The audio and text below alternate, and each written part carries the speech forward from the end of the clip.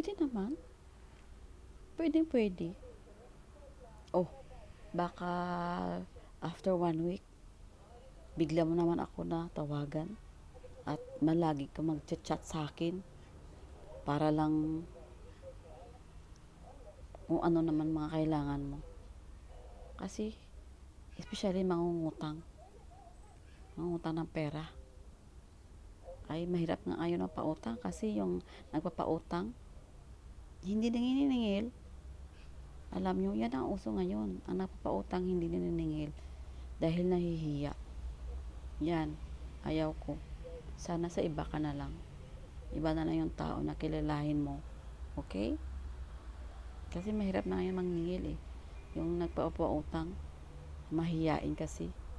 Especially sa mga pangalan ko ay si Maria Teresa. Maria Teresa Chismosa.